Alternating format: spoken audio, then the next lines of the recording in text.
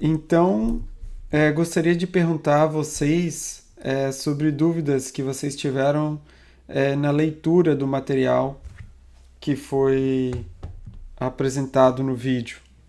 Alguém aqui perguntou, o Gabriel perguntou no chat: professor, eu queria saber se existe uma relação entre CL e CL, ou seja, o letra maiúscula e letra minúscula, né? No sentido que se possa pôr em um gráfico ou em uma equação.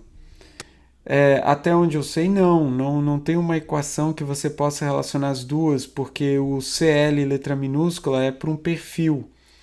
E a asa, na verdade, pode ser feita de vários perfis. Então, são grandezas realmente distintas, apesar de expressarem, né, uma relação entre sustentação e pressão dinâmica, elas são inerentemente distintas, porque uma é para o caso de asa infinita, ou escoamento bidimensional, o perfil mesmo, e o outro é para o caso de uma asa finita, tá? Então você precisa ou fazer um experimento para obter o valor de CL e maiúsculo e o CL minúsculo de perfil, ou fazer algum tipo de simulação também numérica pode ser feita, né? Complementando essa resposta, existe sim uma relação que pode ser obtida através da teoria de linha de sustentação de Prandtl, que vocês vão aprender na disciplina de aerodinâmica. Professor, só Sim. para confirmar, assim, a questão do ângulo de ataque efetivo, ele Uhum. é, tipo, o que, vamos dizer assim, se fosse uma asa finita, infinita, aquele seria o ângulo equivalente ao da asa finita. É isso? Você pode entender assim, né? Essa é uma forma de você entender o efeito dos vórtices de ponta de asa. A gente usa esse ângulo de ataque, essa velocidade relativa e o que a gente chamou ali de corrente descendente para corrigir o ângulo de ataque geométrico para um ângulo de ataque efetivo, né? E aí você usa esse ângulo de ataque efetivo para obter o CL, né? Obter os dados a partir do perfil, né? Dos gráficos para o coeficiente de sustentação e arrasto de perfil, né, do caso Entendi. 2D, para asa infinita. E aí esse ângulo alfa efetivo é só a partir do, que nem ali, ele fala assim, o alfa efetivo, ele é o alfa menos alfa induzido e tal, como você calcula o alfa induzido, depende do arrasto induzido. Então eu tenho que ter o arrasto induzido para conseguir, né, de forma experimentalmente, achar o alfa efetivo. É Isso, tem que tipo, ter, tem que ter. E aí esse arrasto induzido, né, vai depender daquele coeficiente E também, né, entendi. Então tá bom, obrigado, do professor. fator de eficiência de envergadura, eu acho que eles chamam, né. Tem uma pergunta aqui, mudanças de pressão e temperatura podem também causar o stall? Ah, Bom, a pressão, eu não sei exatamente a que se refere essa. Quando você diz mudanças de pressão. Enfim, o stall ele é causado pela distribuição, ou seja, você pode pensar que a distribuição de pressão em torno do aerofólio cria um gradiente de pressão adverso no extradorso do aerofólio, da asa, que provoca o fenômeno de stall. Mas eu não sei muito bem o que você quer dizer com essas mudanças de pressão. Ou seja, stall tem relação com a distribuição de pressão, sem dúvida. Mas se você. Mudança de temperatura vai ter um efeito, em geral, muito pequeno sobre o escoamento, tá? A não ser que você está falando de escoamento em velocidades muito elevadas, em que, ou seja, número de Mach no regime hipersônico, por exemplo, em que aquecimento aerodinâmico vai ter uma influência sobre vai ser um aspecto importante do escoamento.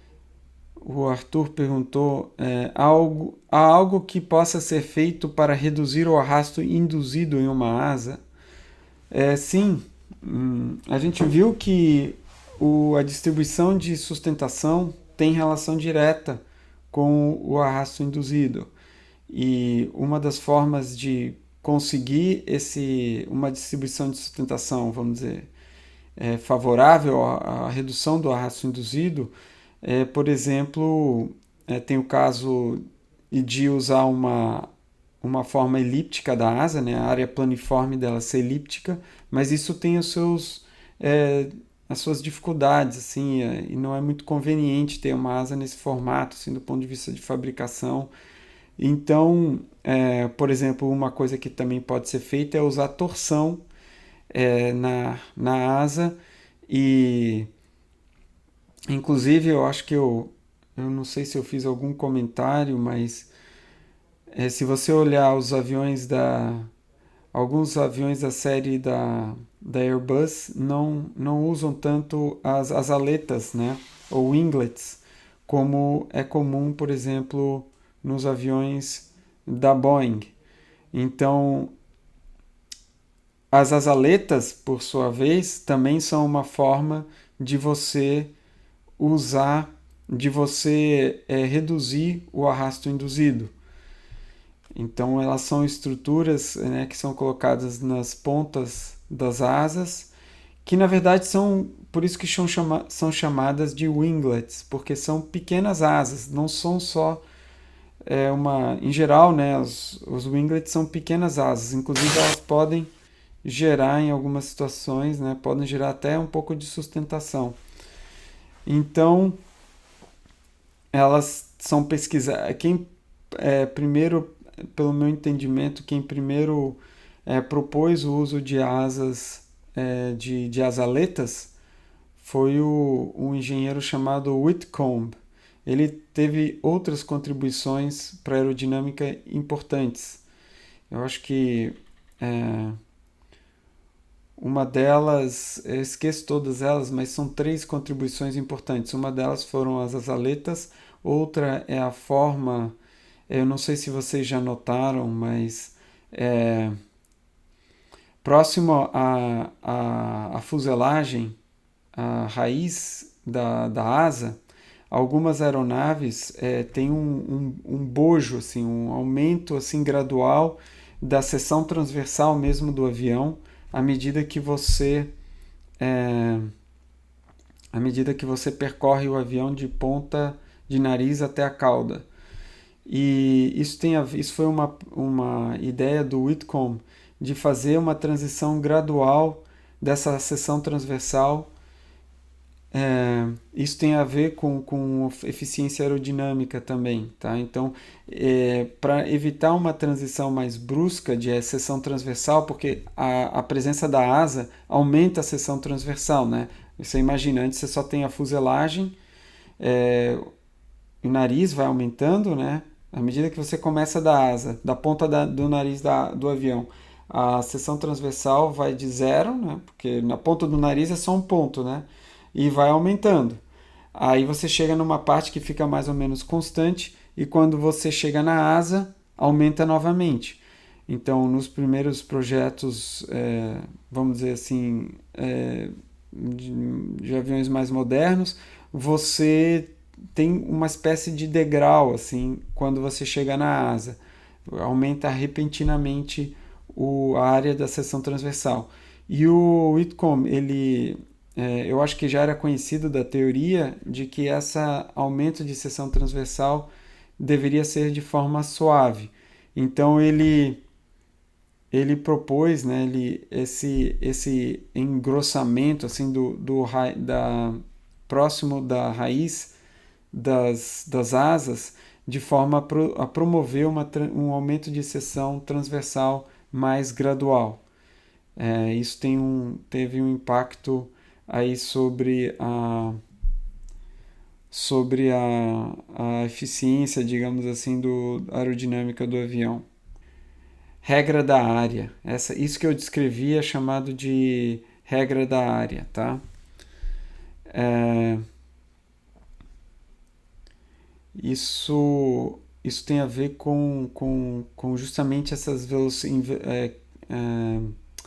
Isso é mais importante para aviões que operam nesse regime mais praticamente transônico, tá? É, e também ele desenvolveu a ideia de aerofólios supercríticos, que também está relacionado com o voo transônico, tá? Então essas foram algumas contribuições do Whitcomb. Enfim, vocês podem conferir isso na própria página do Wikipedia, tem umas informações ali. Tá bom, pessoal, então até semana que vem, no mesmo horário. Tchau!